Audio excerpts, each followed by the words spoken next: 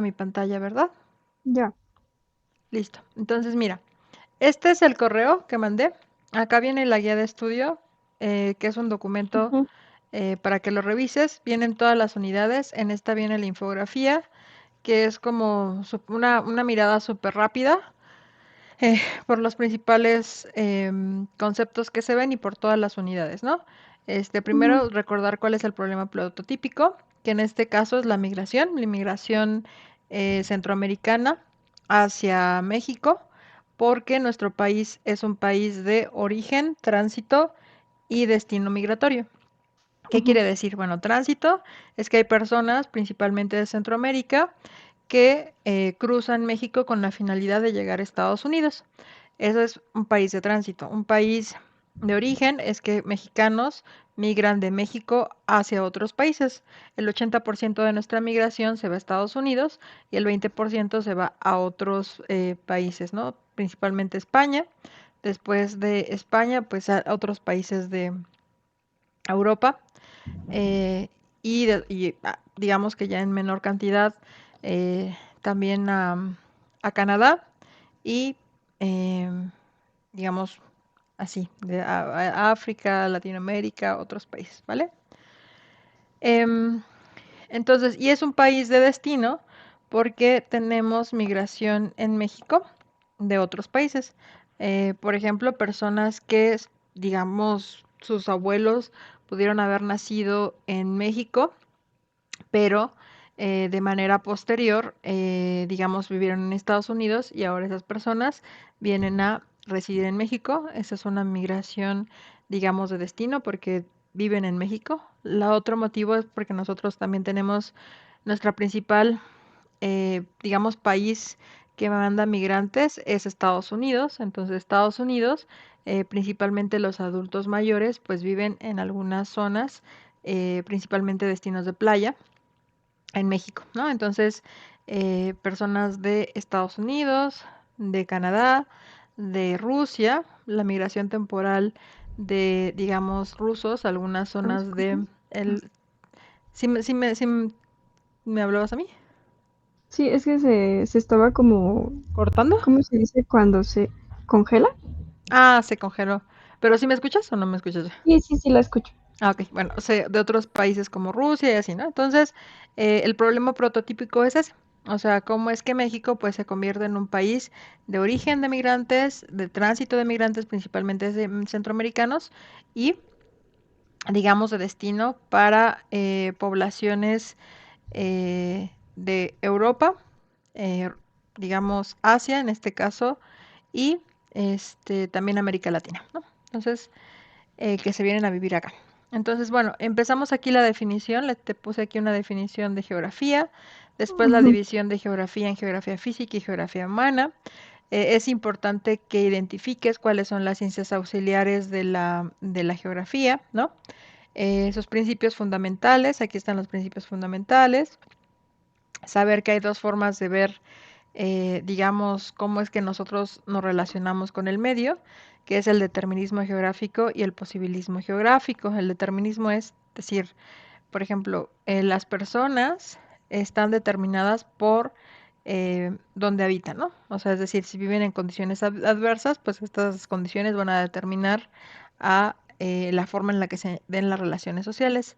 Lo diferente es, o lo opuesto a esto es el posibilismo geográfico, es decir, las personas van a transformar su entorno, es decir, las sociedades transforman el espacio en donde habitan. Ese es el posibilismo geográfico. Este, las ramas de la geografía que se ven en este curso, pues es la geografía económica, la geoeconomía, la geografía política y la geopolítica, ¿no? En la parte de la geografía económica, pues se ve la división de las actividades primarias, secundarias y terciarias, los, digamos, principales agentes dentro de estas actividades, que es el mercado, eh, digamos, también aquí tener una visión estratégica de los recursos, acá la competencia y la eficiencia. Entonces, que es la geografía política, pues pone mucho énfasis en el territorio, los recursos, los gobiernos y la frontera. Y entonces la geopolítica, tiene una visión estratégica, inicia con un planteamiento militar, sobre todo esto, sobre las actividades económicas, sobre el territorio, los recursos, los gobiernos y las fronteras. Es decir, por ejemplo, cuando, no sé si te acuerdas de la famosa frase de América para los americanos de Estados Unidos, ¿no? Que es la doctrina Monroe. Ujú, sí, Esa frase, pues Estados Unidos tiene una visión estratégica sobre toda América, es decir, tener el dominio sobre los recursos, las personas, el territorio. Eso es geopolítica, básicamente, ¿no? Acá está como algunas de las ramas de la demografía, la tasa de natalidad, la población rural, la población urbana, la población económicamente activa, la población económicamente inactiva, la población relativa, la población absoluta y la tasa de mortalidad. Es decir, la demografía se encarga de analizar cómo cambia la población en el tiempo y también cómo ésta se distribuye en el territorio.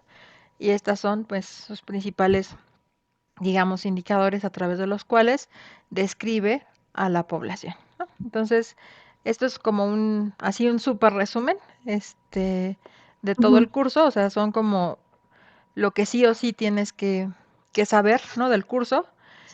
Y después acá viene, pues ya el texto, ¿no? Y en este texto, por ejemplo, siempre estoy señalando como lo más importante en rojito. Entonces yo te diría que una vez que ya, ahorita que revisemos la presentación, pues tú ya con más detenimiento te enfocaras en revisar estas partecitas, digamos, que están subrayadas, porque refieren conceptos fundamentales sobre, por ejemplo, estos son los principios, ¿no? De la geografía. Acá vienen las definiciones, la diferencia entre geografía humana, geografía económica, geoeconomía, geopolítica, y ahí vienen citas específicas, ¿no? Entonces, que hay que conocer y que son de mucha utilidad cuando ya estés en el examen, porque en el examen te van a decir, dime, por ejemplo, Harold Mackinder, ¿a qué escuela pertenece? ¿No? Por ejemplo. ujú, Entonces, por ejemplo, aquí también la diferencia entre comprender qué es medio a diferencia de entorno. Esa es algo que debes de conocer, cuál es la diferencia entre estos dos. Identificar perfectamente cuál es el determinismo geográfico y qué es el posibilismo geográfico, que es lo que te platicaba. Identificar, por ejemplo, los recursos naturales pueden clasificarse en renovables, no renovables e inagotables. Esta es la clasificación de los recursos, ¿no? Entonces, esto sí o sí también es muy importante que lo identifiques para presentar tu extraordinario. Este, la división entre sector secundario y sector terciario, que tú seas capaz de presentar un ejemplo cuando estamos analizando el sector secundario, el sector terciario, el sector privado, ¿no? Em, Acá, bueno, primero la definición de Producto Interno Bruto, de desarrollo humano, que mide el Producto Interno Bruto, ¿no? Entonces, así voy haciéndolo todo el tiempo con la guía, ¿no? Aquí que conozcas las principales definiciones. Entonces, lo voy marcando en esa guía, que es lo así como lo básico, básico, y que también es muy probable que esté presente en el extraordinario, ¿vale? Entonces, por eso son todos los colorcitos aquí rojitos que tú veas, es algo que tú debes de manejar para presentar tu extraordinario, ¿va? ok, Entonces, si te parece, vamos directamente a la presentación. Y bueno, si sí, te quedara alguna duda, o sea, yo por eso recomiendo es que este video, ahorita qué es lo que vamos a hacer, o sea, esta asesoría va a suplir el video, ¿no? Vamos a hacer el repaso de toda la guía, pero, o sea, si dices, algo no me quedó muy claro, puedes, pues, darle play al video y poquito a poquito vamos a ir revisando la guía pasito a pasito, ¿no? En el video.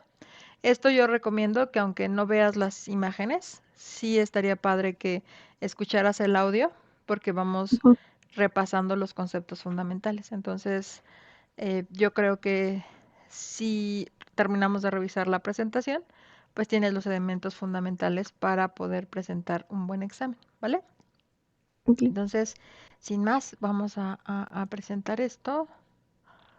Ay, pero ¿por qué no me deja presentar? Porque la puse en editar, creo. Presentar y grabar. No, no quiero. ah, no quiero presentar y grabar.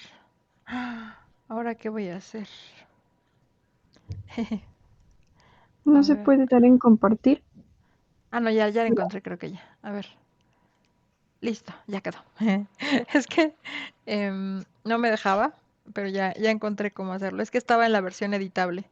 Estaba haciéndole Mm, modificaciones y me sí, quedé en la versión editable. Bueno, pues me presento, Dulce. Yo soy Roselvira Cedillo Villar. Soy docente de la asignatura de Geografía en la ahora Universidad Rosario Castellanos. Y pues para mí es un gusto presentarte esta guía de estudio, ¿vale?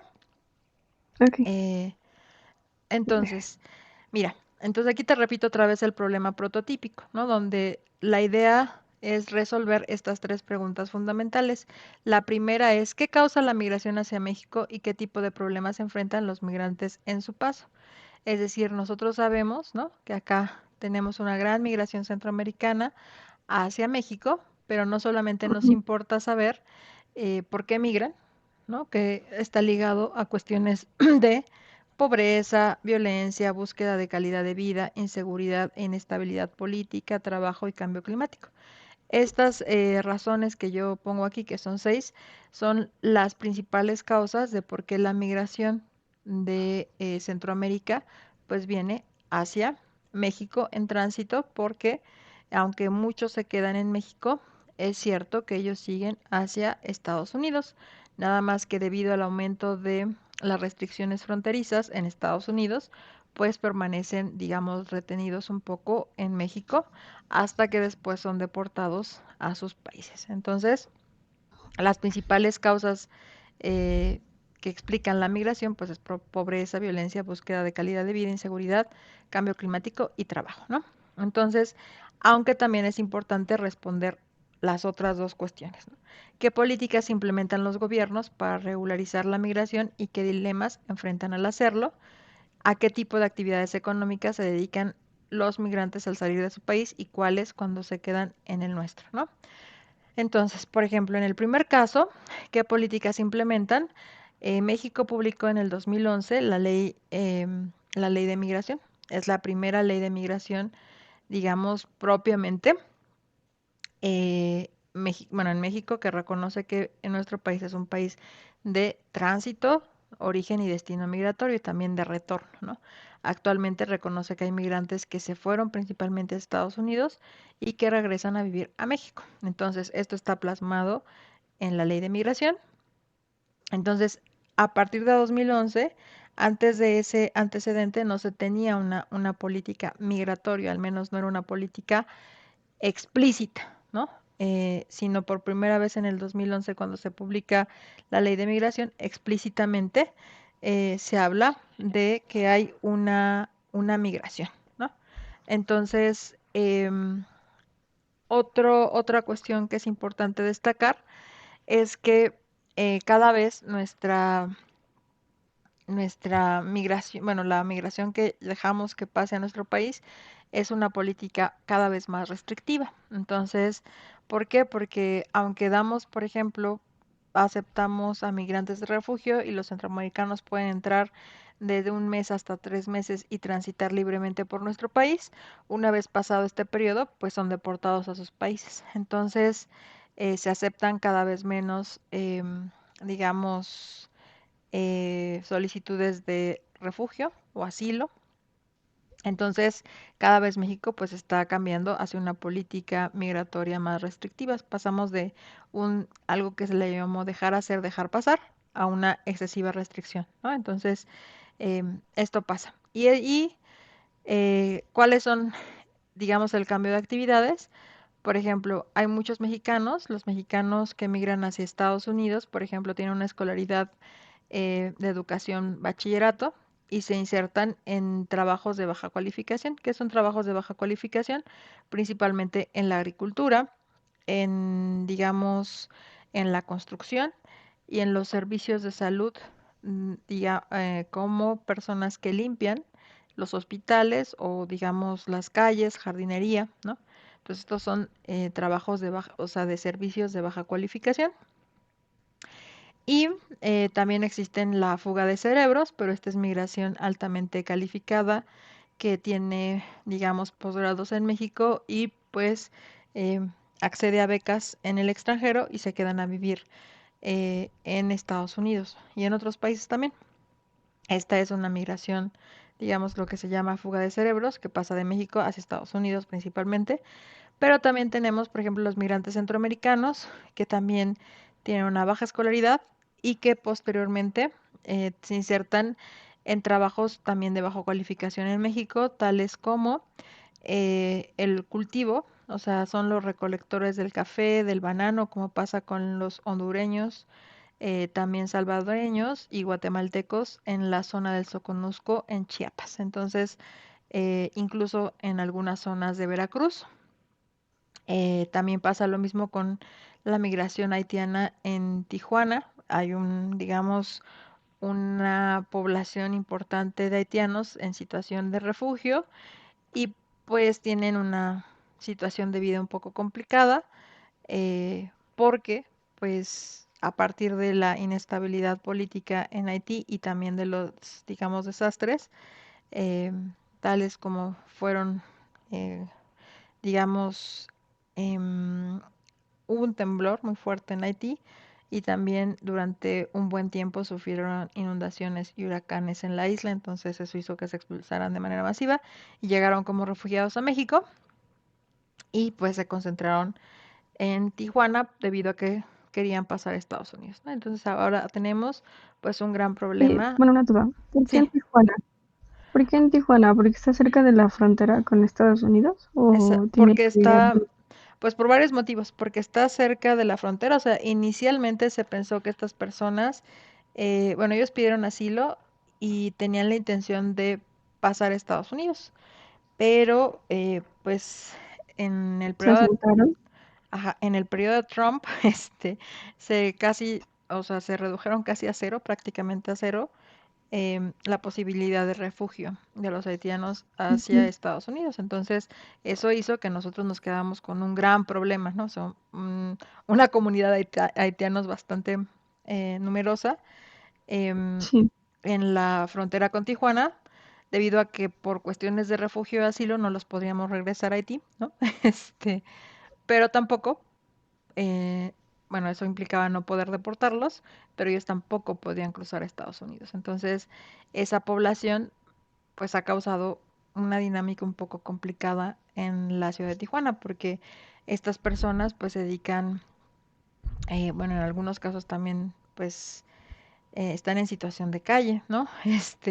Sus trabajos pues son, digamos, limpiando casas, algunas mujeres, en cuestiones de cuidados y limpieza en los hogares, digamos, como atendiendo algunos negocios locales, vendiendo, o sea, una parte de la economía informal. Entonces, esto ha provocado que, pues, bueno, a las personas que se encargan de el gobierno en Tijuana pues les representa un montón de problemas en términos de que pues estas personas viven en zonas donde no hay acceso a servicios públicos, no tampoco tienen cuestiones de salud, acceso a la salud, entonces eso hace que estas pequeñas ciudades donde ahora viven los haitianos eh, o colonias pues tengan condiciones un poco marginadas, ¿no? Entonces,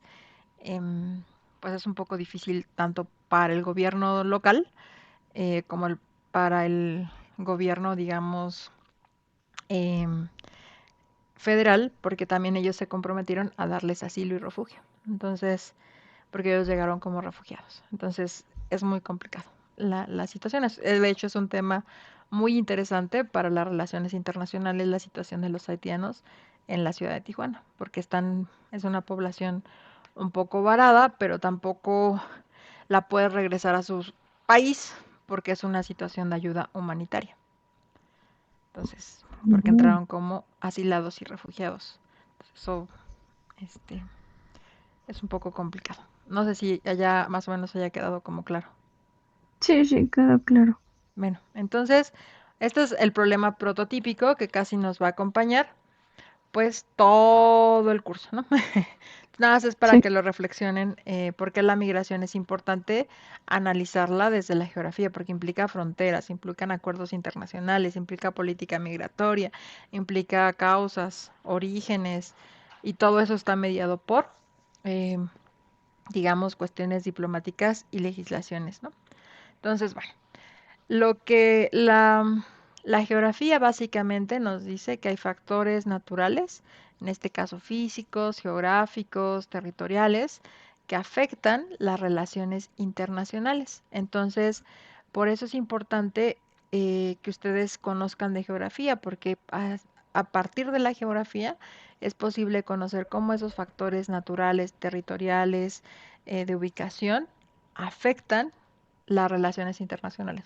Por ejemplo, regresemos al problema de los haitianos, es decir, que México haya aceptado como refugiados a la población haitiana a partir de una condición pues de inestabilidad política y de desastres, digamos, partió de un acuerdo internacional que tiene México con Haití, con la población, de un tratado internacional, y después de la ley de migración, o sea que existe en México una ley de migración, y también, pues el que estén varados depende de una situación de un cambio en la política migratoria con Estados Unidos, ¿no?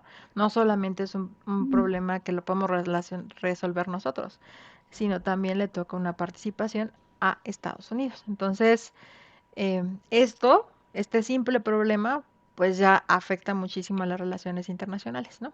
Y Tengo una digamos, duda, ajá. pero Estados Unidos no hace como que, soy humano, pero no hace nada por resolver ese tipo de problemas, ¿no? Y bueno, yo leí varios artículos donde solamente como que tienen aplicadas sus leyes para los migrantes que llegan a entrar.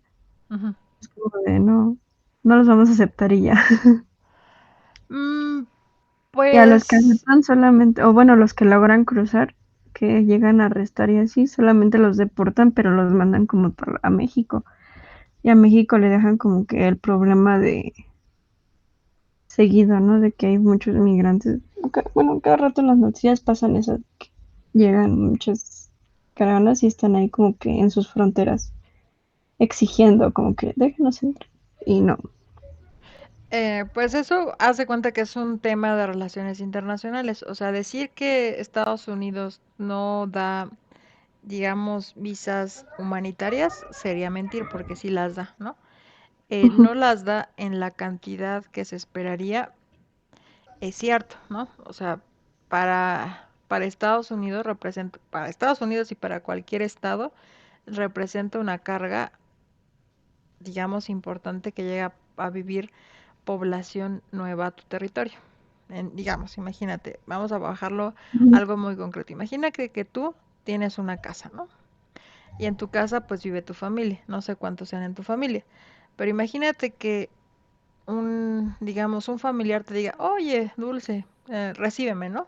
En tu casa.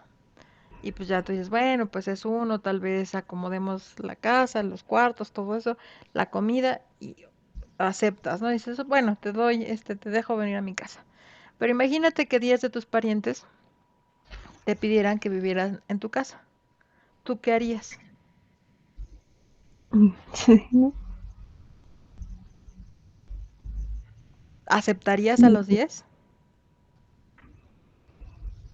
No lo sé, dependería, ¿no? De si pudiera, si tuviera como que los medios para cubrir todas sus necesidades, ¿no? Bueno, ¿y tú aceptarías a una persona, digamos, que no, o sea, no tiene una formación educativa, que no va a trabajar inmediatamente, que no tiene las condiciones para insertarse? O sea, Estados Unidos acepta muchos migrantes, por eso te hablaba de la migración altamente calificada. Recibe a Ok. muchos migrantes calificados porque están en edad de trabajar, porque, digamos, se pueden insertar a su mercado de trabajo, porque van a pagar impuestos y es una migración documentada. Si a ti 10 parientes te llegan en un solo día y te invaden en tu casa, ¿Funcional? ¿sí te escucha? Ah, no, que si era una migración funcional, ¿no? Que le funciona. Exacto. O sea, por eso digo, hay que ponernos a revisar un poquito más, ¿no? Porque si es una migración, digamos, que a ellos les va a aportar, hay Ujú, mecanismos y reciben a muchos migrantes del mundo entero, ¿no? Ahora, sí. la migración, si tú tienes personas que tienen baja escolaridad, que digamos, es muy probable que te generen problemas en el corto tiempo, es decir, se van a insertar en trabajos precarios, no van a tener recursos para pagar sus gastos, esas personas se van a insertar en trabajos informales, es decir, tampoco te van a pagar impuestos. ¿Tú los aceptarías? No, pues no. Es la misma lógica que sigue Estados Unidos. Entonces tú no puedes, un poco, está la parte humanitaria y está también la cuestión económica de cómo funciona un Estado. Un Estado, pues, es una organización, es un gobierno, es un territorio, una nación con una historia común, con un lenguaje, donde vive una población y como gobierno tienes que brindarles las herramientas básicas a tu población para que cubran sus necesidades básicas, pero también la población para mantenerte al gobierno, para mantener al gobierno, paga impuestos. Y entonces a partir de los impuestos, las personas reciben servicios públicos. Entonces, si llega, por ejemplo, imagínate que te lleguen, más o menos es el monto que llegan al año, entre 200,000 y 300,000 migrantes centroamericanos, incluidos también los haitianos, a México, y que sabes que son de baja calificación, que se van a Ujú. insertar en ese sector de población, bueno, en esos empleos precarios, en esos empleos informales, tú como gobierno mexicano estarías tan feliz de aceptarlos, aunque sea por cuestiones humanitarias, No, pues no. porque van a generar algunos problemas, ¿no? Como inseguridad. Ujú. eh, no es que las personas sean delincuentes, ¿no? Pero imagínate que te has pasado, digamos, meses sin trabajo y sin comida, ¿no? Entonces es muy probable Que pues, te desesperas te y desesperas. haces cosas que no deberías. Exacto. Entonces, también eso es como cambiarle un poco a la lógica, cómo es que vemos la migración. Está bien, sí va, o sea, sí es, hay que verla como cuestión humanitaria, está muy bien, pero también entender cómo funciona, porque las relaciones internacionales, cuando las estudias, ves la parte de qué haría un Estado. Un Estado Ujú. pues tiene que recibir impuestos, tiene que pagar servicios públicos, tiene que brindar Sí, educación a su población, servicios de salud. sí, pues Imagínate que todo. México, exacto, entonces ahí es cuando tienes que mediar, dices, ah, ok, por eso México actualmente tiene una migración, bueno, una política migratoria que cada vez está siendo más restrictiva, porque dice, pues es que si nosotros, el 70% de nuestra población tiene empleos informales, imagínate qué va a pasar si llegan cada vez más trabajadores. Un caso es lo que pasa en la región del Soconusco. Los migrantes centroamericanos están desplazando a los jornaleros mexicanos porque las personas de las fincas cafetaleras y el banano, pues le paga mucho menos a un migrante centroamericano que a un trabajador agrícola mexicano. Entonces, ahí tienes un problema súper grave porque aunque dirás, bueno, eso es poquito, ¿no? Pero eso implica que no va a haber un trabajador agrícola mexicano que percibe ese ingreso, aunque sea poquito. Entonces, pues es muy, o sea, hay que ver todo estos blancos y oscuros como internacionalistas, ¿vale? Entonces tenemos 4 unidades. En la primera se ven las cuestiones, digamos, físicas de la geografía. En la segunda, pues esa relación entre el medio físico y la sociedad, los individuos. En la tercera, las cuestiones de las actividades económicas y cómo los aspectos demográficos influyen, pues, en la dinámica y el cambio de la población en el territorio. Y al último, se ve lo que es la geografía política y la geopolítica, ¿va? Entonces, déjame ahora si vamos a la siguiente. Y si me puedes interrumpir en cualquier momento, ¿no? Entonces, Ah, perdón. no, no te preocupes. No, o sea, que puedes hacerlo, estuvo bien. Ay, es que sí, de repente me entran dudas y ya No, no. no, no, pues para eso es esta sesión. Bueno, la primera es que es la geografía, ¿no? Entonces, ubicar sus ramas. Entonces, la geografía, pues, se encarga del estudio de, digamos, cómo el medio físico interactúa con los seres humanos, ¿no? Entonces, esta parte, bueno, la geografía como disciplina se divide en física y humana. En la parte física, pues estudia el desarrollo de los fenómenos físicos y biológicos del espacio natural o físico en los que no interviene de manera directa el ser humano. Entonces, aquí básicamente la física se va a encargar, por ejemplo, del análisis de las montañas, del clima, de las, o sea, de las planicies, de la flora, de la fauna, es decir, todo aquello que nosotros conocemos que está en un territorio determinado. Entonces, todos los recursos, ¿no? La geografía humana, a diferencia de la geografía física, pues justo se encarga de las poblaciones, ¿no? O sea, de los humanos, como nosotros, como especie, y cómo es Sí, que los humanos transforman su medio físico, ¿no? O sea, cómo es que, por ejemplo, en una zona que no era habitable, ¿no? Empiezan a poblar personas y entonces al llegar esas personas y poblar, pues transforman su entorno, ¿no? Entonces, si tú recuerdas cómo llegaron los mexicas a vivir acá a la Ciudad de México, pues nos damos cuenta que eran 7 tribus que llegaron a vivir acá. Empezaron una de las tribus que fue la Xochimilca, inventó las chinampas y entonces las chinampas fueron una forma en la que empezaron a, digamos, a producir sus alimentos y a partir de eso, pues empezaron a sentarse en un lago, ¿no? Porque esto que es la Ciudad de México, pues era un lago. Entonces, después de que ya, digamos, se genera la Chinampa y después se va poblando poco a poco toda esta ciudad, eh, pues digamos que se divide como en zonas y cuando llega la colonia, pues se rellenan muchas de esas, de esa cuenca donde había un lago y se construye una ciudad, ¿no? Entonces, eh, eso es un claro ejemplo de cómo es que las personas a través del tiempo pues modifican su medio físico para que sea habitable para los seres humanos, ¿no? Entonces, por eso es que se divide la geografía en física y humana.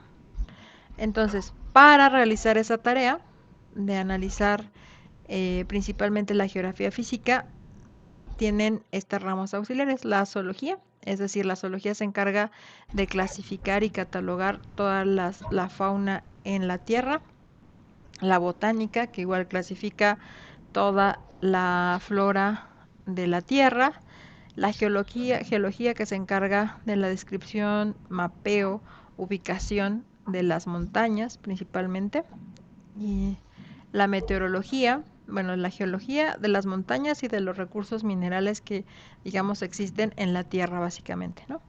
La meteorología, sin la cual no podríamos saber ni conocer las diferencias climáticas y pronosticar justo el clima.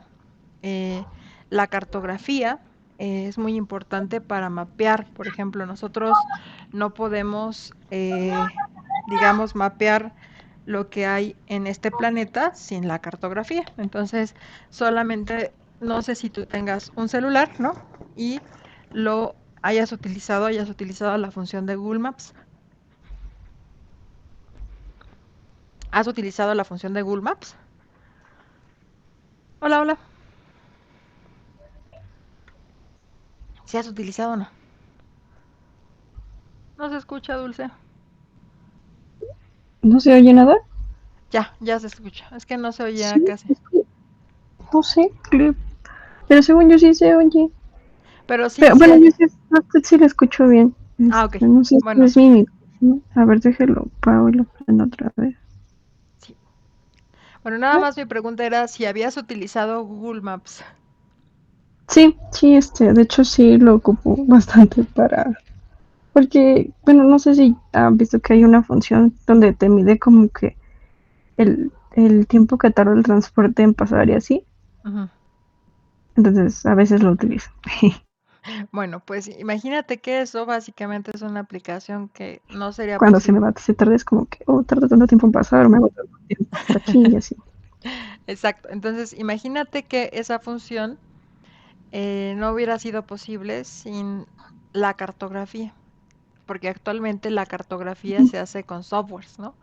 Y esos softwares pues sacan mapas, bueno, sacan imágenes satelitales de toda la Tierra a través de los satélites, se digitalizan y entonces ya nos podemos georreferenciar. Entonces, Todas estas disciplinas hacen y nutren a la geografía. Entonces, ahora es importante solamente que las recuerdes, ¿va? Ok, Eh, la cartografía. Va. Entonces, después de esto, tenemos algunos principios fundamentales en la geografía, ¿no? El de localización, pues es lo que haces con tu Google Maps. O sea, te ubicas, entonces te localizas, ¿no? Así, ¡pum! ¿Dónde estoy en este momento?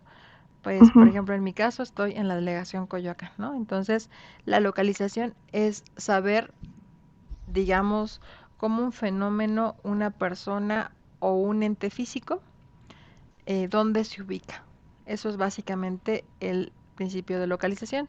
Evolución es que todo cambia, ¿no? O sea, es decir, lo que pase hoy, lo que te platicaba un poco de la Ciudad de México, imagínate que pasamos de vivir, bueno, de que esto fuera un lago, después se convirtieron en chinampas, de las chinampas se convirtieron, digamos, en señoríos, porque acá había señoríos en ese lago, y después de esos señoríos, pues ahora actualmente son alcaldías, ¿no? Entonces, es el mismo territorio, pero tanto la población eh, como el medio físico se van transformando en el tiempo. Eso se llama evolución, ¿vale?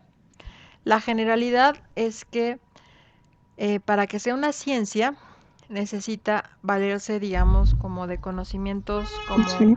la, como lo vimos, como la meteorología, como la cartografía, para que eso sea generalizable. Imagínate que yo diga, eh, pues aquí hay un clima desértico en la Ciudad de México, ¿no? Entonces, durante, tal vez algún día, a partir del cambio climático, vaya a haber desertificación aquí en la Ciudad de México. Pero hasta el momento el clima es templado, ¿no?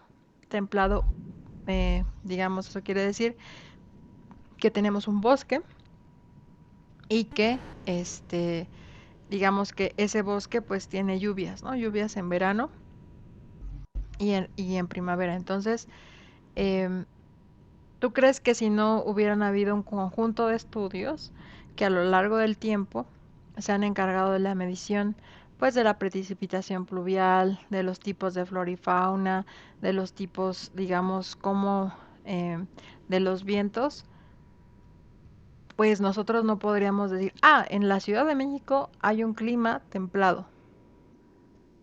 O sea, para que algo sea generalizable, te necesitas allegar de ciertos conocimientos que verifiquen efectivamente tu afirmación.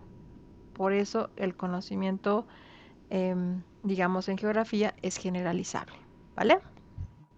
Ahora, Ah, el principio de relación es que pues todo se relaciona, digamos, con todo, ¿no? Por ejemplo, si yo digo, el clima es templado húmedo, lo que yo espero es que algunos animales que vivan aquí en esta zona sean, bueno, tengan las características biológicas, digamos, en especies nativas, ¿no? Entonces, tiene que ver mi clima con la población en términos de flora y fauna que pueda vivir en este clima. Entonces, hay una relación, ¿no? Es decir, por ejemplo, si yo estoy diciendo que el clima es templado, pues espero que haya pinos, que haya, digamos, algunos fresnos, o sea, digamos, árboles que correspondan o que puedan habitar en un clima, pues, templado, ¿no? Lo mismo, pues, la fauna. Imagínate que yo esperara que acá hubiera un oso grisby, ¿no? ¿Tú crees que tendría relación con nuestro clima? no, No, porque tal vez no, eso está en el Ártico, ¿no? Entonces, o justo, en zonas más montañosas, ¿no? o en la zona, bueno, hay osos, pero Bueno, más en el norte, ¿no? exacto, hay un oso mexicano, ¿no? Entonces, pero no vive en la Ciudad de México, ¿no? Porque no Es corresponde, ajá, sino en el zoológico, ¿no? No corresponde a su clima y es porque hay una relación. Es decir, las personas en geografía pues estudian esas relaciones. Es decir, por ejemplo, ¿tú crees que aquí en México bueno, en la Ciudad de México podrías encontrar un tren de alta velocidad? este, aquí dentro así, que se moviera. por Ajá, la ajá. ciudad o que atravesara solo una parte de la ciudad?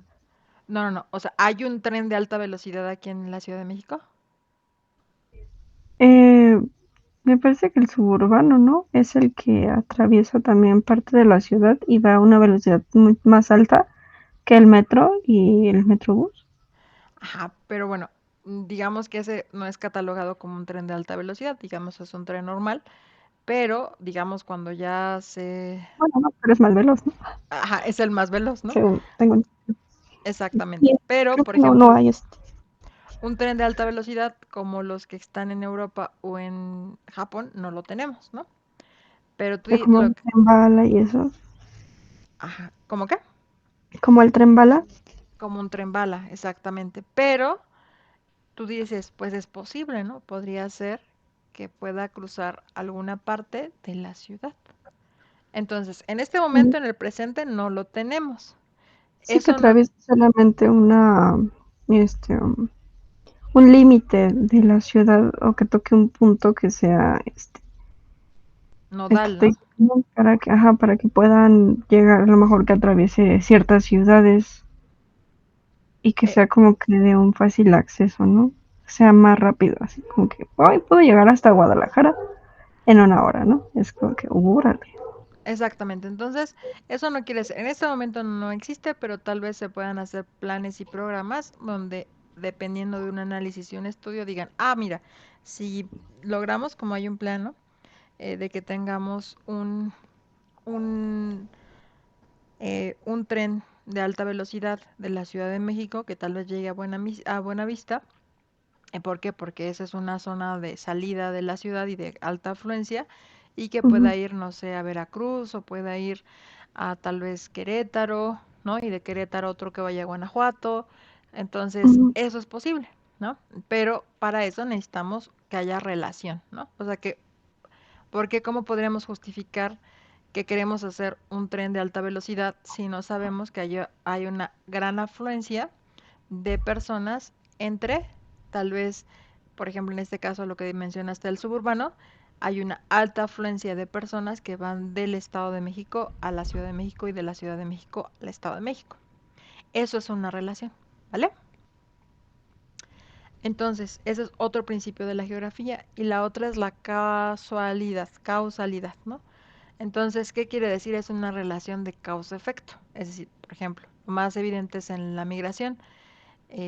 Hay unas causas que son las que hacen que las personas se desplacen a vivir a otro lugar. En el caso de la migración mexicana a Estados Unidos, pues la precariedad laboral, el alto, digamos, cantidad de personas que están en el subempleo o, digamos, en la informalidad, y entonces se van en busca de mejores salarios, ¿no? O la inseguridad, por ejemplo, también.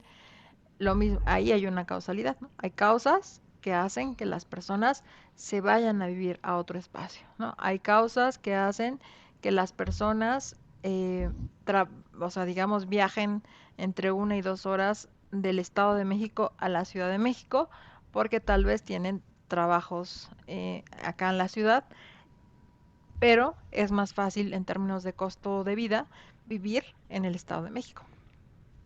Sí, Eso es otro principio que es causa-efecto, ¿no? Causa-efecto. Ese es otro principio de la geografía. Entonces, bueno, una vez que terminamos los principios, pues la geografía, lo que estudiamos de geografía más bien en este curso, básicamente viene de 4 áreas. De la geografía económica, que es la división en sectores de actividad económica. De la geografía política nos importa los términos como frontera, territorio, gobierno, estado. Y después la geoeconomía nos dice estratégicamente cómo podemos hacer uso de los recursos con los que contamos. Por ejemplo, yo te dije, ¿no? En la región del Soconusco se producen bananas y café. Entonces, México es un país exportador, o sea, exportador de materias primas. Quiere decir que exporta alimentos, ¿no? Alimentos que solamente se cultivan entre el trópico de Cáncer y el trópico de Capricornio. ¿Qué alimentos son? Pues por eso exportamos aguacates, mangos, eh, digamos, plátano, café, entonces jitomate, ¿no? Verduras que se producen en las industrias de Sinaloa, porque ahí es una gran agricultura de exportación. Entonces, en términos geoeconómicos, pues a México, digamos, recibe divisas porque puede exportar estos productos. Entonces, ¿qué pasó en el COVID, por ejemplo, cuando le bloquearon a estas empresas el acceso a, digamos, a los mercados estadounidenses, al mercado canadiense, al mercado asiático para los productos? Pues hubo crisis en muchos sectores de económicos, ¿no? Para nuestro país. Entonces, lo mismo pasó, por ejemplo, cuando China eh, no se dio abasto para producir chips, ¿no? Los chips. Eh, entonces, eso afectó la industria de la computación, del desarrollo, digamos, o eh, de softwares, ¿no? Y también, pues, los autos, porque actualmente los autos también utilizan chips, ¿no? Entonces, afectó la industria automotriz. Entonces, la geoeconomía justo analiza cómo es esa distribución estratégica de los recursos en el planeta. Lo mismo pasa con la geopolítica. La geopolítica te da una perspectiva estratégica, es decir, eh, tú crees, por ejemplo, que a Estados Unidos le conviniera que se firmara un acuerdo comercial con Rusia y con China.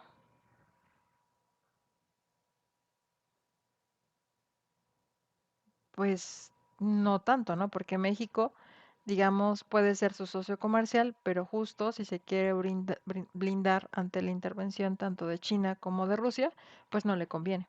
Entonces, es decir, ¿cómo podemos hacer uso estratégico de los territorios a partir de una visión de defensa militar, ¿no? De seguridad? Entonces, para eso es la geopolítica.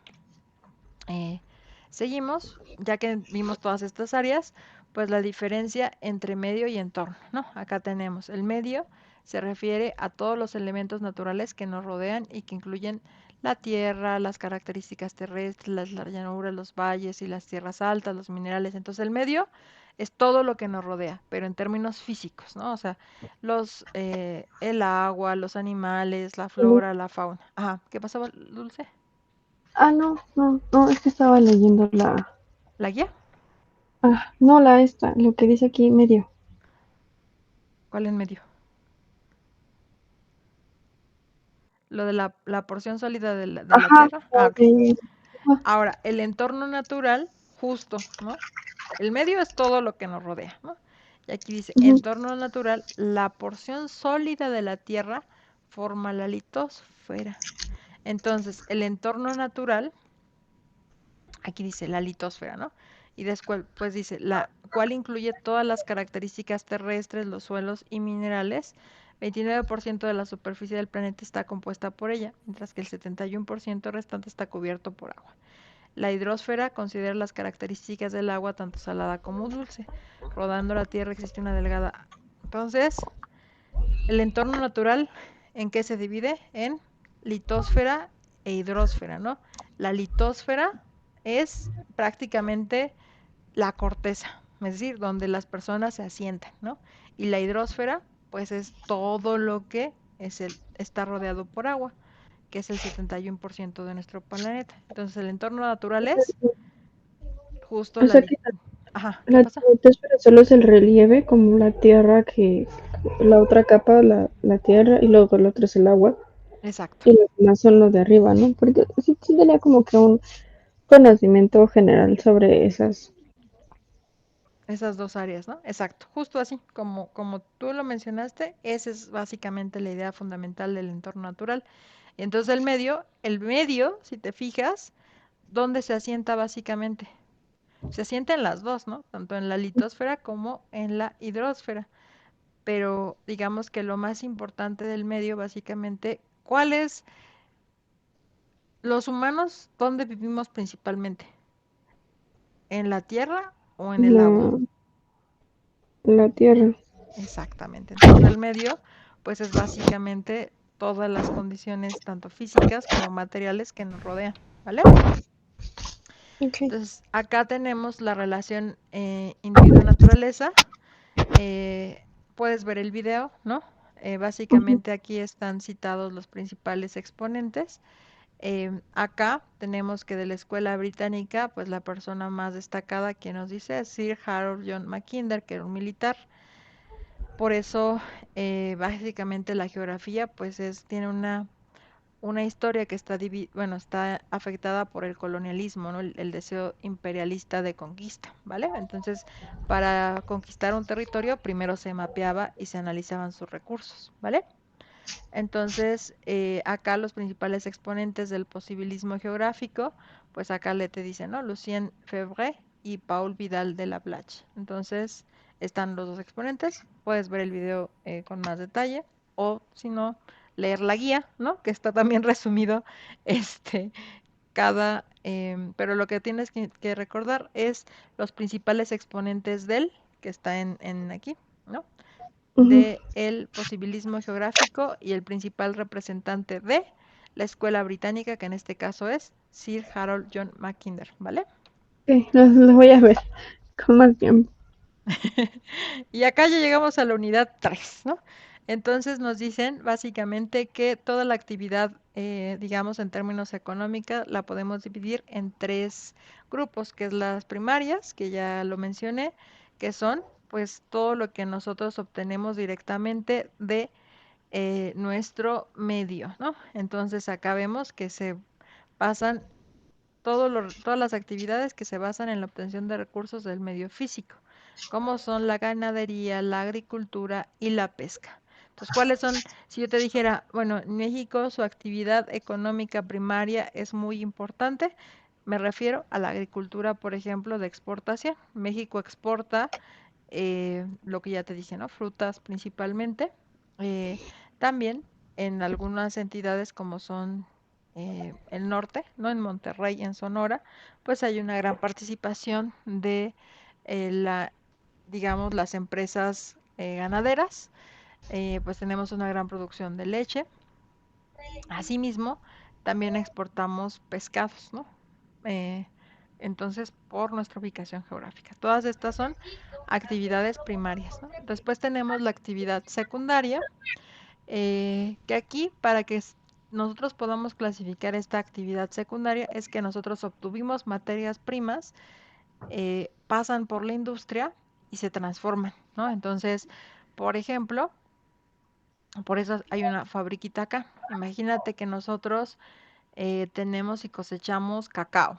Entonces, para que nosotros obtengamos el chocolate, pues necesitamos que pase por un proceso desde la limpieza de quitar la cascarita, digamos, machacar la pulpa.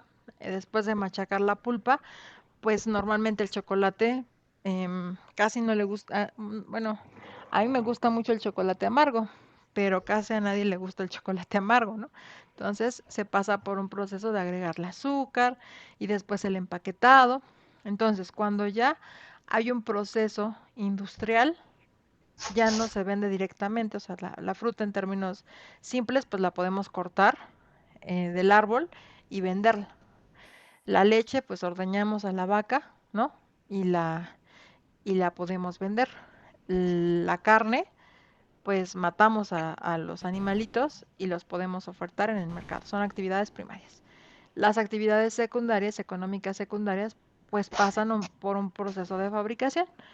Por ejemplo, sin esas No, todo lo actividades, que está procesado, ¿no? exacto, todo lo que está procesado, justo.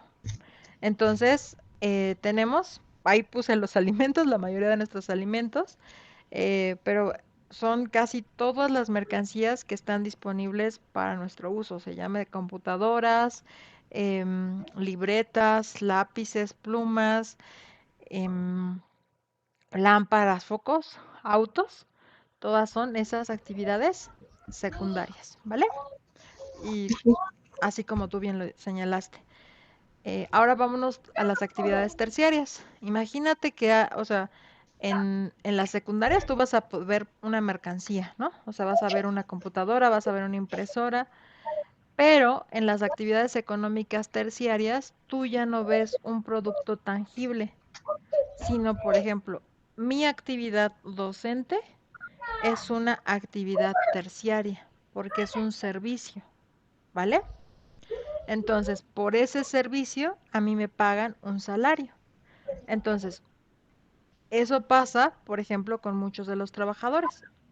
Si eres capturista, si eres contador, si eres diseñador de software, tú lo que estás vendiendo es un bien que no, digamos, no es material, sino es tu conocimiento, ¿vale? Entonces, eso es una actividad terciaria y ese conocimiento es un servicio. Entonces, todo eso son actividades terciarias, ¿vale? Entonces, Actual, son todo lo que se ofrece un servicio para terceros, para terceras personas, ¿no? para personas, por ejemplo, o sea, aquí incluimos a las personas, si vas, no sé si tengas un plan de celular, pero la persona que te vende el plan del celular o que te vende el celular es una persona que está en una actividad económica terciaria, ¿no? Es un Wow. comercio y servicios. Otro ejemplo, por ejemplo, imagínate todas las personas que hacen inversiones en bolsa, todos los contadores, eso es un servicio. Em, todo lo que puede ser, por ejemplo, las personas que son los guías de turistas, tú vas y contratas a un guía y eso es un servicio. ¿Va? ¿Sí quedó claro? Ujú. Vale, súper. Entonces, eso es básicamente muy importante esa división en esos tres, digamos, sectores. El primario, que es, o sea, yo agarro y cultivo la fruta, ¿no? Es agricultura. El segundo hay una transformación. Y el tercero es yo vendo un servicio que es intangible, ¿no? Mi conocimiento sobre Ujú. cierta área, ¿no? Entonces, bueno. Después tenemos dos importantes diferencias, que son los sujetos del sector privado y del sector público. En el sector privado, pues tenemos principalmente a las empresas, ¿no? Entonces, y en el sector público, pues al gobierno, a las autoridades.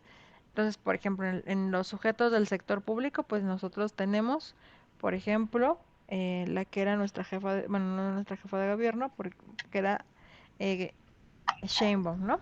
Entonces, ¿quién es nuestro presidente? Pues AMLO, ¿no? Entonces, todos ellos son sujetos del sector público. Es una persona que tiene un cargo de elección que fue elegida dentro de una democracia y que a partir de esa elección nos representa y lleva acciones de gobierno. Esos son sujetos del sector público. Los sujetos del sector privado, pues son básicamente empresas, ¿no? Entonces tenemos empresas como Coca-Cola, como TV Azteca, como Televisa, como Telmex, como Soriana. Todos estos son empresas del sector privado, ¿no? Entonces, y no funcionan de manera semejante, ¿va? Porque, por ejemplo, en Soriana, pues el dueño de la empresa Soriana es el director, ¿no? A diferencia, por ejemplo, de las personas que trabajan en el sector público, tienen dos formas de llegar ahí, ¿no? Por elección, digamos, en este caso son representantes, o a través del servicio profesional de carrera, si están en puestos técnicos, o sea, o tienen que presentar un examen de selección, demostrar sus capacidades, acceden a ese puesto y se someten a la ley de la Administración Pública Federal, ¿vale? Entonces, esa es la diferencia entre uno y otro. Ahora, la forma en la que nosotros en México contabilizamos todos los bienes y servicios que, digamos, se generan en un tiempo y en un espacio y que producen riqueza es a partir del Producto Interno Bruto. El Producto Interno Bruto es la suma de todos los ingresos de los factores productivos de un país durante un determinado periodo de tiempo. En términos simples, imagínate que tú, que vives en una casa, decides contabilizar todos los ingresos que tienes y todos los gastos que tienes en tu casa. O sea, una vez que ya descontaste pues el gasto de luz, de agua, de alimentación, todo eso, y haces una suma y resta. Entonces dices, bueno, tanto ingresó, no sé cuántas personas aporten en tu hogar, pero bueno, todos los que aportan el hogar, más digamos, ¿qué tal si venden algunas personas ventas por catálogo? El ingreso de esas personas por ventas por catálogo y después le restas todos tus gastos y eso básicamente sería tu Producto Interno Bruto de tu casa, ¿no? Es lo mismo con un país. Se suman todos los ingresos que ingresan por las empresas, o sea, es decir, exportaciones de petróleo, por, digamos, las ganancias de las empresas automotrices, de la agricultura de exportación, todo eso ingresa a, digamos, la bolsita de ingresos de nuestro país. Y también salen gastos, ¿no? Como las exportaciones, como lo que gastamos en importar gasolinas. Entonces, todo eso son lo que gastamos en pagar a los docentes, lo que gastamos en pagar los servicios de salud. Entonces, todo eso son gastos, ¿no? Entonces, em, por eso, el Producto Interno Bruto se puede definir desde la perspectiva del gasto como el consumo privado, es decir, el consumo de los hogares, la inversión, o sea, la inversión extranjera y la inversión privada, las compras de gobierno, la balanza comercial, que es una vez que restamos las exportaciones que hacemos menos las importaciones que realizamos. Esto es cómo calculamos el Producto Interno Bruto, es decir, nuestra riqueza como país, por el método de gasto, ¿no? Acá solamente me gustaría que sí recordaras esta definición de Producto Interno Bruto, que básicamente es todo lo que un país produce y son los ingresos que generan los factores productivos. Factores productivos son empresas, personas, en un periodo de tiempo, ¿vale? Después, este es el Ok. método de los ingresos. El método de ingresos para, digamos, calcular el PIB es la renta, es decir, el pago de salarios de las personas que se encuentran trabajando para otra persona. Se les llama trabajadores subordinados. Entonces es lo que le pagan, por ejemplo, lo que te pagan a ti si trabajas, lo que le pagan a tu papá, todo lo que le pagan a las personas, a cada una de las personas que se encuentra contratada de manera formal en México, eso está incluido acá, renta de asalariados. Los excedentes brutos de las exportaciones, es decir, todo lo que ingresa por lo que México exporta y todo lo que los impuestos por subvenciones. Aquí entran, digamos, impuestos y también las transferencias que el gobierno le hace a poblaciones específicas, llámese estudiantes, pensión de adultos mayores, becas, ¿vale? Entonces, todo esto a nosotros nos sirve principalmente para saber que el Producto Interno Bruto es el principal indicador de crecimiento económico a nivel internacional y nos indica qué tan rico o no rico es un país. Entonces, em, esta es la perspectiva de crecimiento económico, pero actualmente lo que se busca también es el desarrollo humano. Esta es una perspectiva reciente que surgió a partir de la década de los 80. El que la propuso se llama Amartya Sen y nos dice que las personas no solamente tienen derecho a tener recursos, en este caso ingresos económicos, suficientes para tener un bienestar en la vida, sino que también requieren pues tener una calidad de vida saludable y que también es tarea de los gobiernos reducir las diferencias en oportunidades. ¿Qué quiere decir? ¿Tú crees que sea lo mismo eh, que si trabajas y estudias, será, tú tendrás la misma posibilidad de concluir una carrera que alguien que solamente estudia y aparte le apoyan para solamente estudiar? ¿Tendrán la misma posibilidad o tendrán posibilidades diferentes? Pues son diferentes, Exactamente, son diferentes, ¿no? Y esas, ¿no? Porque, por ejemplo, alguien que no está como que estudiando y trabajando al mismo tiempo, perdón, tiene como que la oportunidad de concentrarse mejor en las áreas, o en una sola área, ¿no? Porque así trabajas o estudios demandan tiempo y esfuerzo, ¿no? ujú, Y no le puedes poner el mismo tiempo por igual. Correcto. Entonces, justo esa es la teoría de Amartya Sen. Nos dice, mira, tenemos a las personas, pero la posibilidad de éxito de las personas, o sea, de poder tener, solventarse ellas mismas sus, eh, digamos, sus necesidades, depende de ciertas oportunidades. No todos tenemos las mismas oportunidades porque eso depende de ciertas condiciones, ¿no? O sea, como ahorita lo mencionaste, si trabajo, tal vez voy a tener menos tiempo para dedicarle a mis estudios. Entonces, eso puede ser que aumente mi posibilidad de desertar en la escuela. O también va a decir Amartya Sen, tal vez eso una persona que tenga cualidades, digamos, de resiliencia, es decir, de sobreponerse a las adversidades, diga, ah, bueno, como ya sé que a mí me cuesta muchísimo más estudiar, pues eso me motive para poder concluir mi carrera, ¿vale? Entonces, pero a esa persona le va a costar un mayor esfuerzo que la persona que, digamos, tenga todas las condiciones materiales para estudiar, ¿no? Entonces, a eso le llama oportunidades. No todos tenemos igualdad en oportunidades, ni tampoco todos tenemos igualdad en capacidades, porque todos tenemos inteligencias múltiples. Es decir, yo puedo ser muy buena, tal vez, em, no sé, dibujando, ¿no?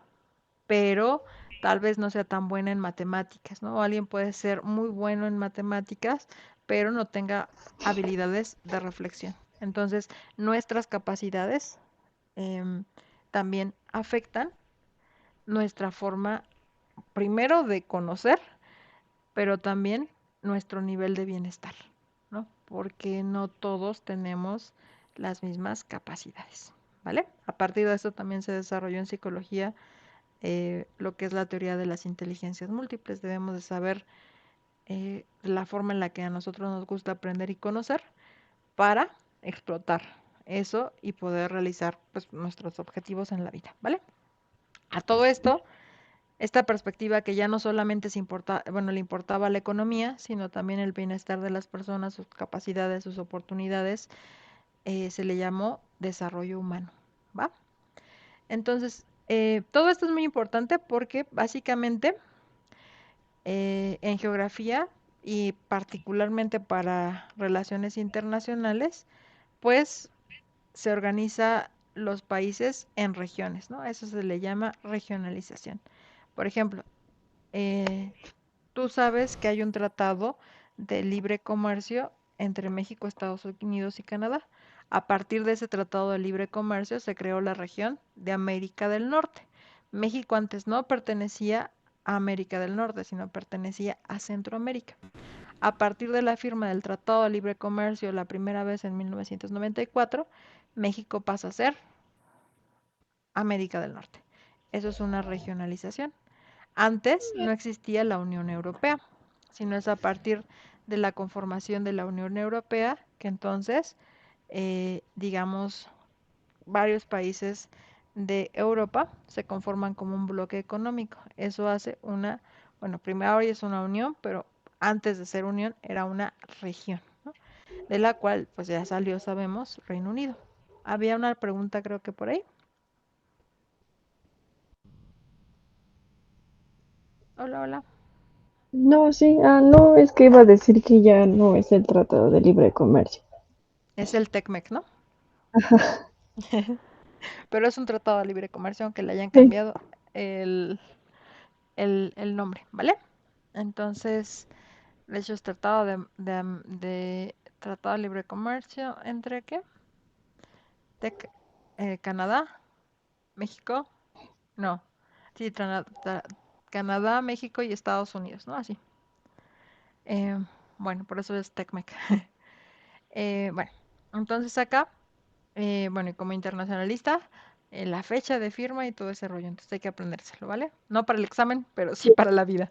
Entonces, este, vamos ahora a pasar el factor población, ya vimos la cuestión económica, vamos a pasar a la población. Bueno, primero, la demografía se estudia, es el área que, digamos, la disciplina auxiliar de la geografía que analiza cómo cambia, que es la dinámica, la estructura y la composición de la población en un tiempo y en un espacio.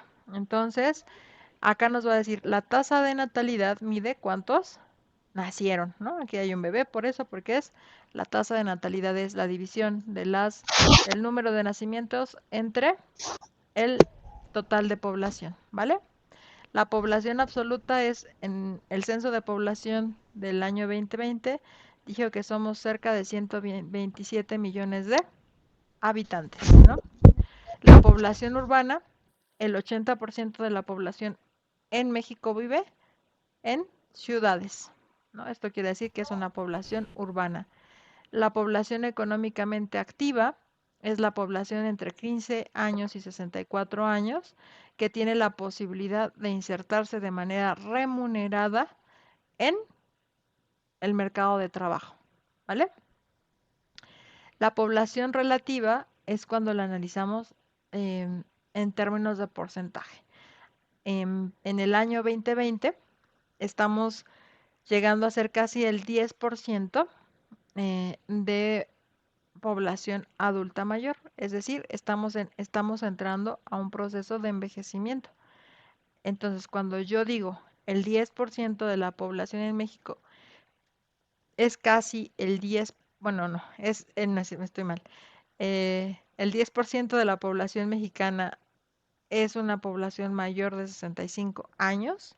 Estoy diciendo que es una población envejecida. Entonces, con ese indicador puedo yo afirmar que estamos entrando a un proceso de envejecimiento. Un proceso de envejecimiento empieza cuando bueno, entre el 10 y más por ciento de la población se encuentra en un grupo de edad de 65 años y más, ¿no? Entonces, una población relativa la expreso en términos de la población total, ¿no? Em, entonces, eso es una población relativa. Después, la morbilidad son las causas de muerte. ¿Cuál fue la principal causa de muerte en el 2020 y el 2021? Pues fue el COVID, ¿no? Y después del COVID, pues fueron las enfermedades cardiovasculares y los cánceres en México, ¿no? Entonces, ¿cuáles son las enfermedades cardiovasculares? Presión arterial, problemas del corazón, miocardio, diabetes, obesidad, ¿no? Entonces, esas son las principales causas de mortalidad en nuestro país. Eso es morbilidad. La población económicamente inactiva, pues puede haber varias causas. Primero, la población económicamente inactiva pueden ser los jóvenes, pueden ser las personas que laboran en el hogar, ¿no? Entonces, pero no se les paga por realizar actividades en el hogar. También son los adultos mayores que pues han salido del mercado de trabajo, porque recordemos que hay adultos mayores que siguen trabajando. Em, Otro grupo pues es las personas que tienen algún problema de salud mental o problema de capacidades diferentes. También puede ser la población que por algún motivo sufrió algún, digamos, accidente y pues quedó inhabilitada de la posibilidad de trabajar, ¿no? Esta es la población económicamente inactiva. Después la tasa de mortalidad, pues es el número de muertes entre el total de población, ¿va? Y la población rural, pues dijimos que el 80% de la población en México es urbana, entonces el 20% de la población en México es rural, ¿va?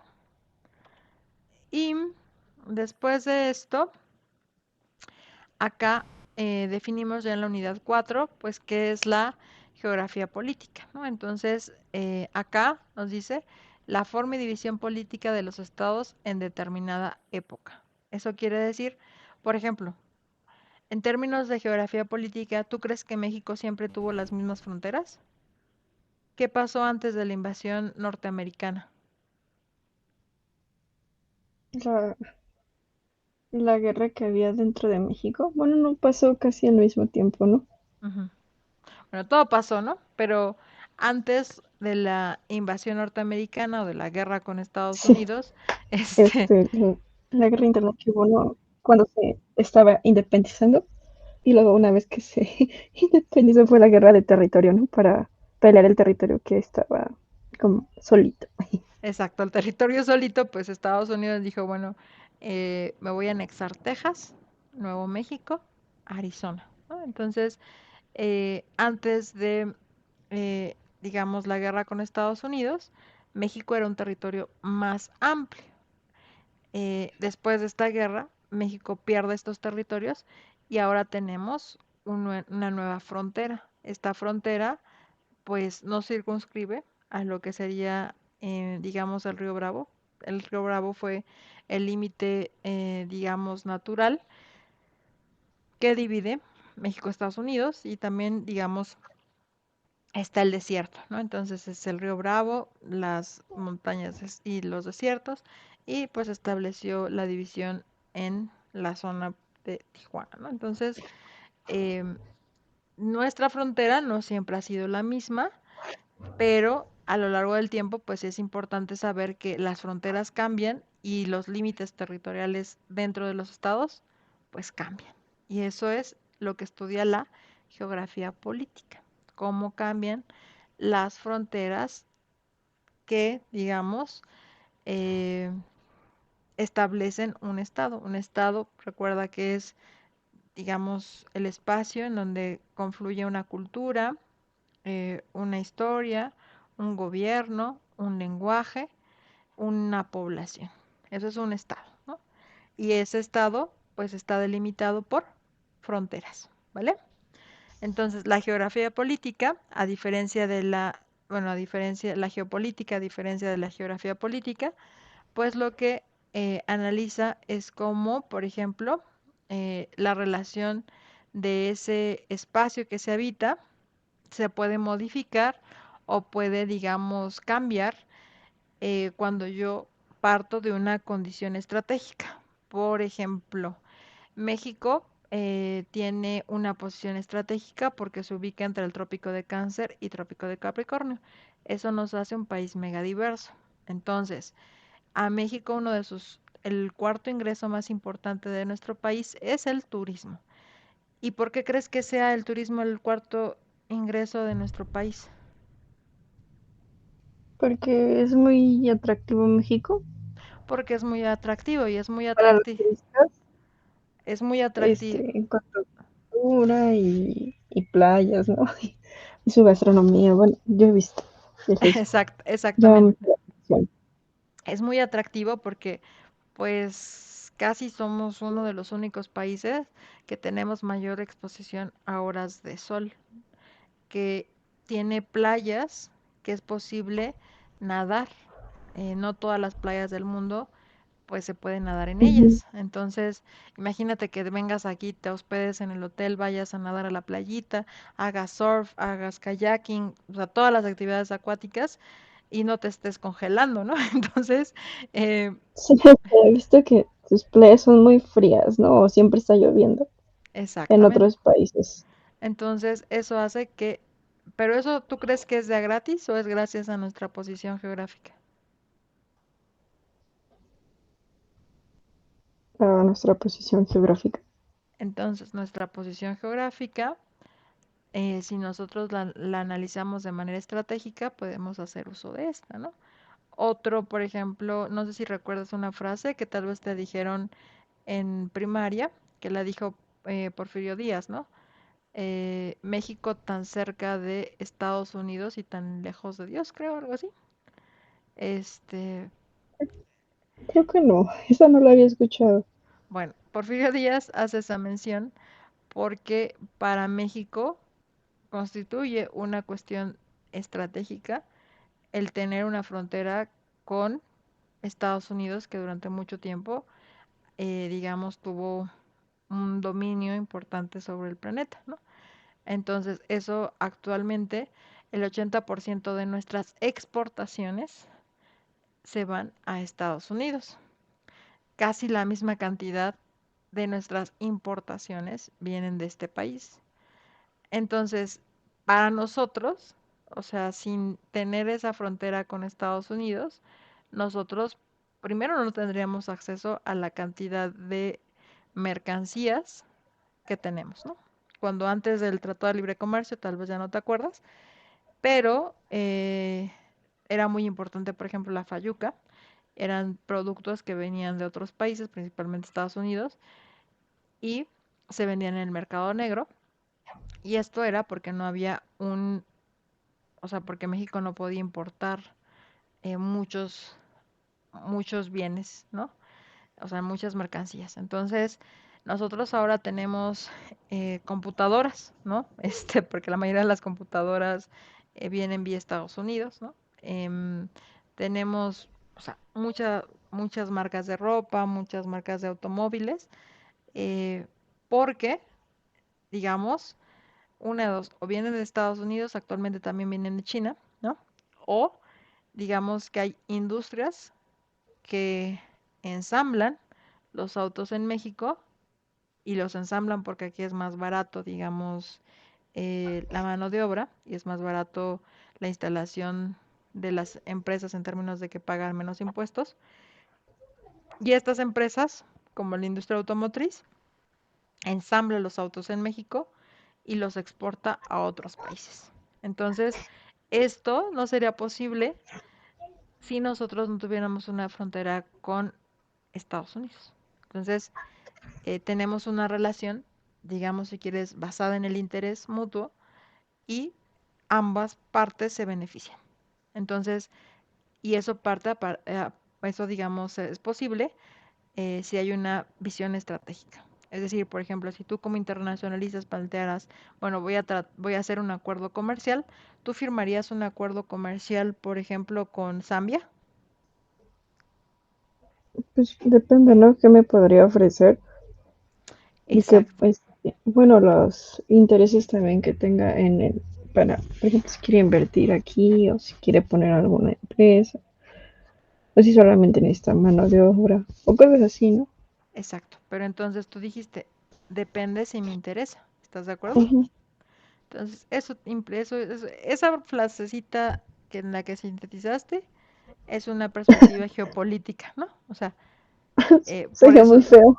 se oye muy feo, pero, eh, pero cuando planteas acuerdos comerciales, pues depende si me interesa, si me voy a beneficiar como país, como estado, ¿no? Y de eso va a depender que firmemos acuerdos internacionales, ¿vale? Por eso la geopolítica es muy importante para las relaciones internacionales, ¿sale?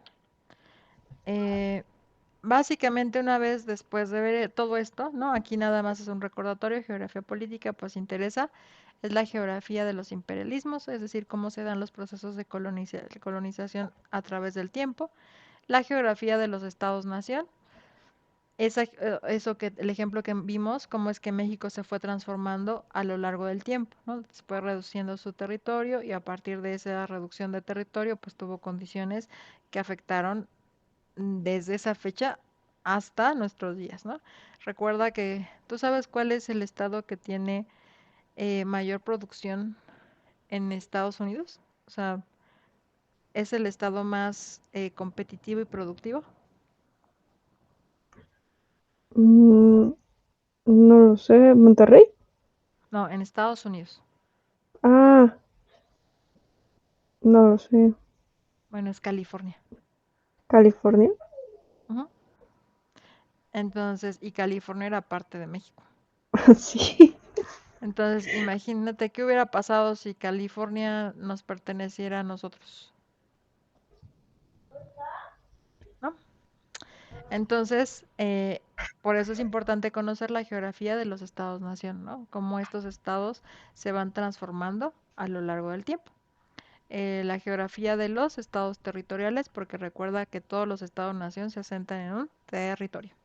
Y en ese territorio, pues hay un gobierno. Para que exista un gobierno, pues necesita, al menos si estamos en el régimen democrático, pues que haya elecciones, ¿no?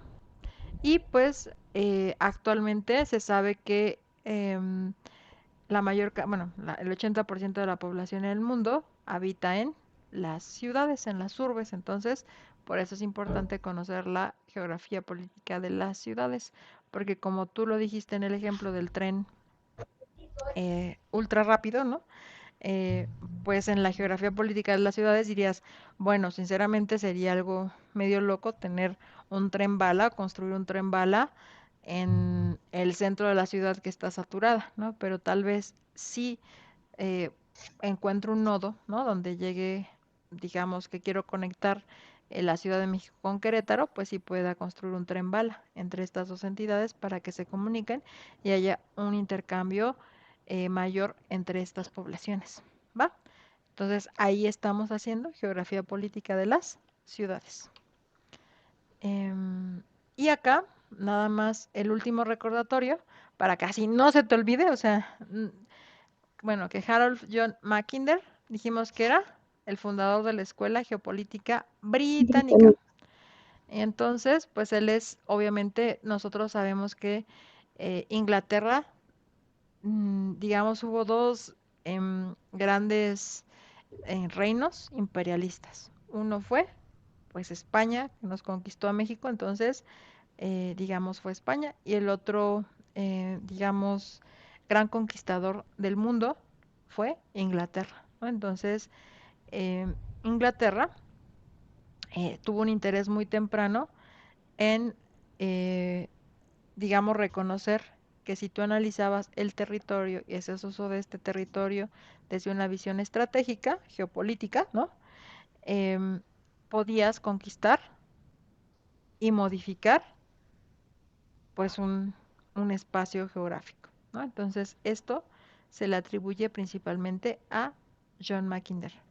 Y después de acá tenemos a Alfred Thayer Mahan, y él, digamos, también es el padre de la geopolítica en los Estados Unidos, porque, digamos, después de los imperialistas británicos, pues llega el imperialismo estadounidense, ¿no? Entonces, él es un militar. Aquí te le se señala que su gran publicación la realiza entre 1960 y 1783, publica un libro en 1890, donde habla cómo es que, digamos, la importancia de tener control sobre los mares, por eso es el poder naval en la historia, ¿no? Es decir, y eso sigue vigente hasta el día de hoy, las principales ciudades que tienen mayor influencia en el mundo se encuentran en un puerto, ¿no? Llámese Nueva York, llámese Tokio, está cercano a un mar, Seúl en Corea, eh, digamos, por ejemplo, los puertos como Veracruz, donde se reciben gran cantidad de bueno, de importaciones y se van gran cantidad de exportaciones de nuestro país, pues esto no sería así. O sea, nosotros sin los puertos marítimos, básicamente no se podrían hacer un montón de intercambios comerciales, ¿no? Entonces, todo esto, el reconocimiento de el recurso, digamos, mar, como digamos, un espacio donde se pueden realizar em, transacciones comerciales, se lo debemos a Alfred Thayer Mahan, y él es un militar estadounidense que después también estudió y fue académico, y fue el padre de la geopolítica en Estados Unidos. Entonces no se te olviden estos dos nombres. Acuérdate que uno es de Estados Unidos y otro es de Gran Sí, los Bretaña. voy a anotar en mi repaso. Sí, entonces anótalo así para que lo recuerdes. Y otra nota muy, muy importante, así que yo te Sí, aconsejaría, es esta definición de frontera, ¿no? Recuerda que una frontera es una zona estrecha que está frente a un país vecino, es decir, aquí es la frontera, pues México-Estados Unidos, ¿no?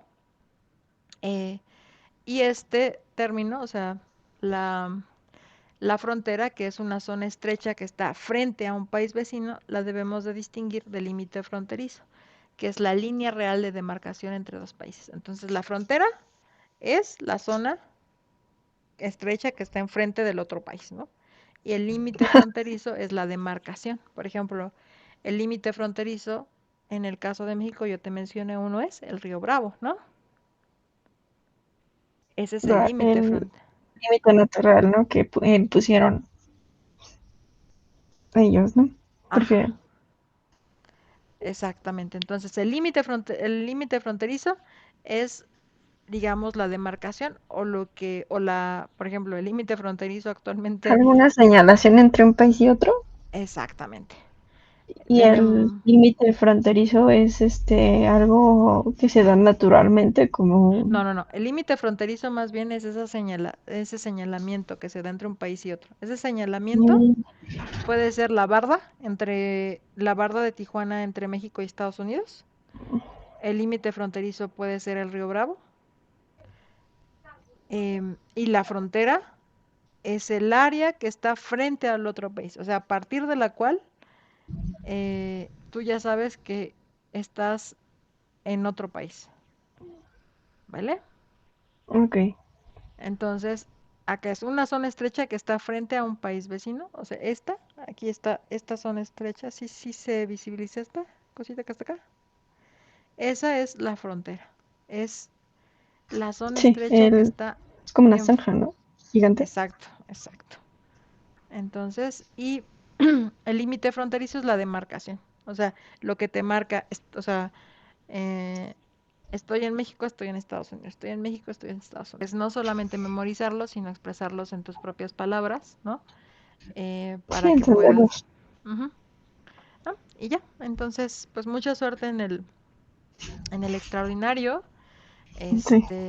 Repasa y, y pues espero que tengas una buena calificación. Ya sabré tu calificación cuando me toca sentarla, pero nosotros no tenemos injerencia sobre las calificaciones. Te recomiendo, tienes, según yo, 2 intentos. En el extra, agota los 2 intentos. Em, Trata de el primer día, si te es posible, ingresa después del mediodía. Si no, yo te recomiendo que no lo dejes para la última hora porque usualmente casi todos los estudiantes lo dejan para la última hora y entonces en ese momento está saturada la plataforma y entonces a veces pues pueden ocurrir cosas como que se cae la plataforma o el internet o cosas así. Entonces yo te recomiendo que más o menos si puedes presentar el examen en el segundo día de apertura, que es cuando la plataforma tiene mayor estabilidad. Eso es una recomendación para el examen, ¿vale? Ok, muchas gracias por su tiempo y por explicarme con detalle los temas de la guía. Fue de mucha ayuda.